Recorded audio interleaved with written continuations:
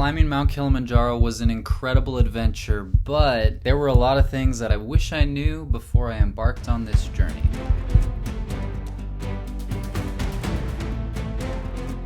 Alright, number one is be prepared for altitude sickness. I did hear some things about it. I actually went to a pharmacy before and asked for some altitude sickness medicine. It's really similar to Diamox or whatever the main ingredient is in that, and I am so grateful that I did that. I'm serious, there were people on summit day that had to go down. We had people that had to get helicopter back the day that we did it because of altitude sickness.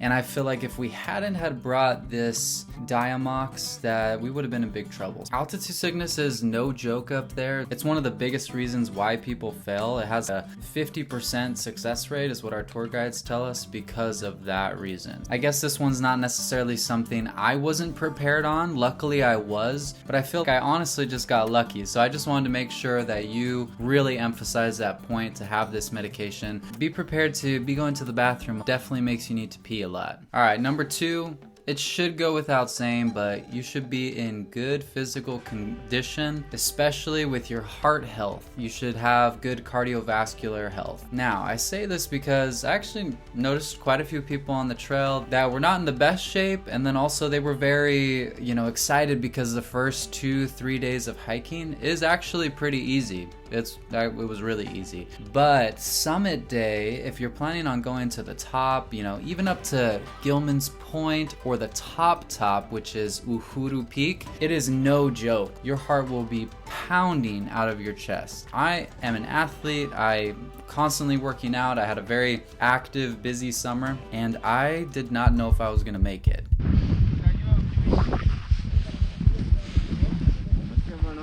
It was pretty dang rough on me. That mixed with the altitude sickness can really cause some problems for people, and so you just want to make sure you're in the top 50 percentile of people who make it to the top by making sure that you're in really good physical condition. So I would just make sure that you're going on runs, you're doing inclines, you're really prepared for that, and then also mentally making sure that you're ready for it as well.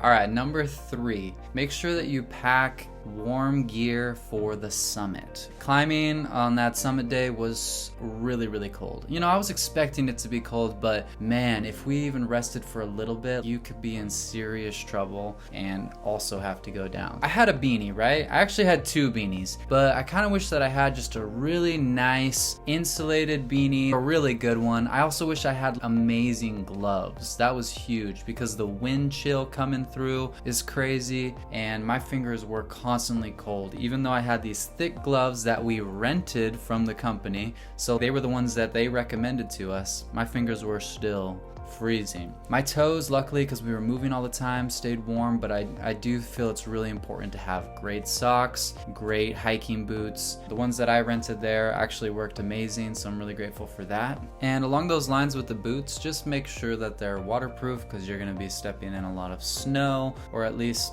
quite a bit of it. And then also hiking poles are essential. So we didn't need them until the actual summit night, but they really came in handy and are really important. So, all right, I got 2 bonus tips for you.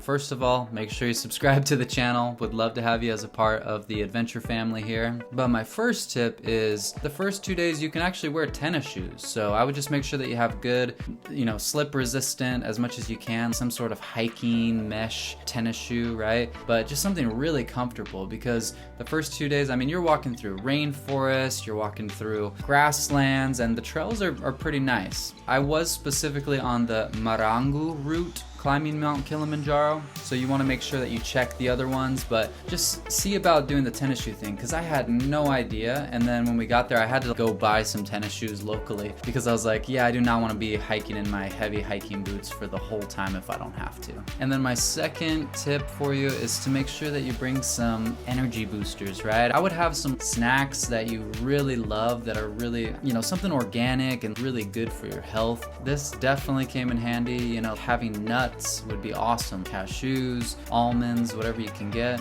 I personally wish that I had brought mustard packets. I don't know if you've ever had those. A lot of runners use them, but that's something that would have given me a lot of good energy, or like even salt packets. It's so important while you're on this climb to maintain good energy, especially as you're preparing for that summit day. If you enjoyed this video, I think you're really gonna enjoy this video about Kilimanjaro as well. Thank you so much for watching, and please make sure you hit that subscribe button. Love to have you as a part of the fam here, so we'll see you in the next video.